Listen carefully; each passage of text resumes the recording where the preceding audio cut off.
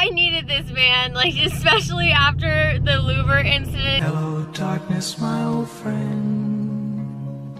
I am here today with Drift 101, gonna get some seat time and some training before I take my RX-7 out on the track. I've worked with Drift 101 for a few days before. Pretty sure that was already last year now. Wow. It was at least a year ago, and really that was the last time that I did any drifting. It's been a while. We're here with Drift 101. This is one of their two photos. They have a couple students here today. I think there's 3 total, 4 including myself.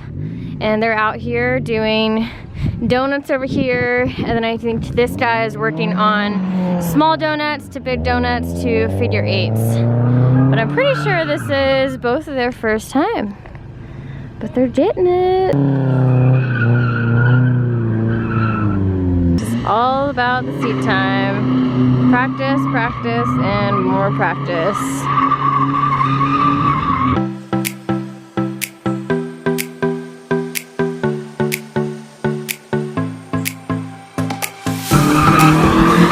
Did it!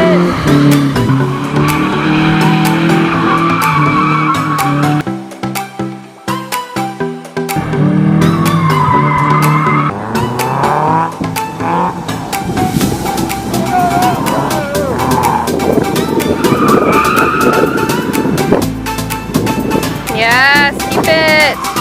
Oh! Keep it going!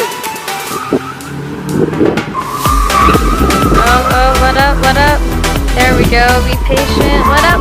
No, a little too much throttle.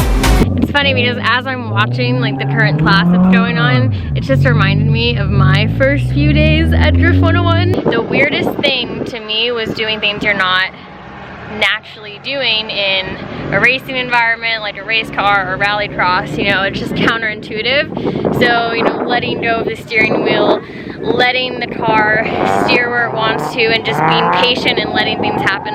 So that was one of the weirdest things for me to get used to, because in a rallycross car, I am not letting go of the steering wheel like that. Just murdering the clutch like you do sometimes in these things. That was also weird. Like, it just felt wrong the first couple times I did it. I would, you know, do a couple of clutch kits in a GRC car, but really only if, you know, I was going into the dirt, pulled the e-brake, and, you know, my RPMs started to dip. I would just do a clutch kick to get the RPMs back up and keep going. There are a lot of drifting specific habits that you have to get your body used to. You have to get your mind used to doing it. And yeah, just watching this class here is reminding me my first few days of getting used to that sort of stuff. So we'll see if I still got it today. Like I said, it's been a year. It's been a year. Don't put too much pressure on me. I've decided to get back out there. So I just walked on the track. This is tire. This is ground up fun.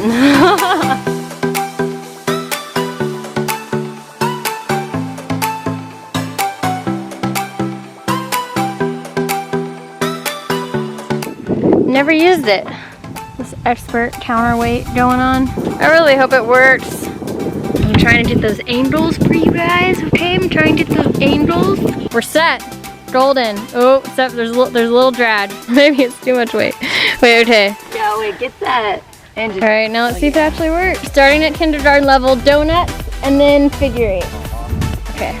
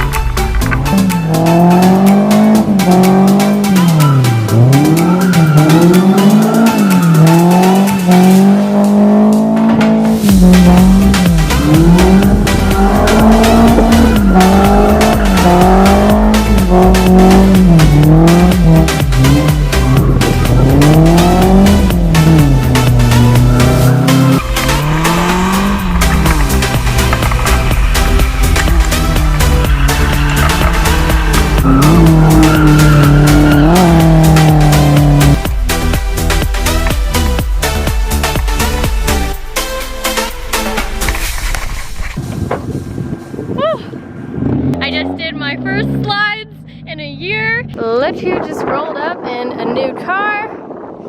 Callie just brought up this 350Z. They actually just got this from another student, and now this is a school car. I'm gonna take out the Z. I'm super excited. I'm not sure if the light is adjusting, but if you look under here, it actually has the Part Shops Max Angel Kit. I don't think it's the full kit.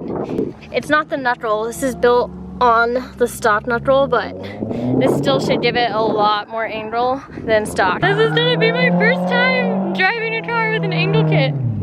I'm so excited. Let's see what drifting is like with an angel kit. Okay, so the actual brakes do not work at all on this, only the e-brake does. I just tried using the brakes, so I need to remind myself that. That was not good. So only the e-brake works in here. Note to self.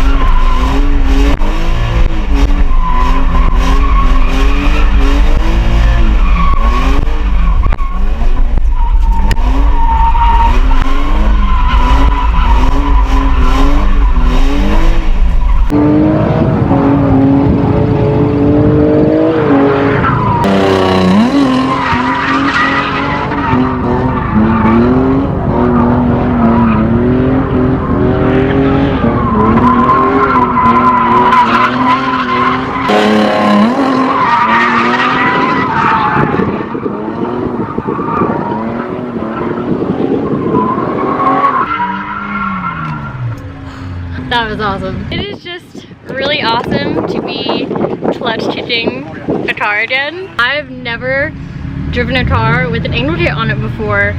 The biggest difference that I noticed, at least initially, was just that I could be way more smooth, and you could really throw the car in, hang it out a lot more obviously with the angel kit, but it just, all the transitions felt so much better. Angel is good. I don't have a full-blown angel kit on my car. Those of you that have been with me throughout the entire build know that. I want to start with more of a stock platform, do testing, put a lot of time on the motor, and then build on the drift mods as I go. And just for a note for me mentally, you know, having a full understanding of every micro difference that each mod has is just something that I really want to have. So going into the Shakedown Thursday, not gonna have an angel kit, but one thing that I might add is that I already have a Mazda Trix tie rod. So since I already have to take the tie rod off anyway as I'm replacing the power steering rod, might as well just go ahead and throw those on, and that will give me a little bit more angel. I don't remember exactly how much angel the FC has stock. I think it's something like 35. It's not that good. Like compared to a 240, a 240 stock has way more angel than an FC. I think that at least like 10 degrees more angel stock than the FC. So I do think I'm gonna add on the tie rod just because it's not gonna make a massive difference, but doing a quick shakedown, it will help.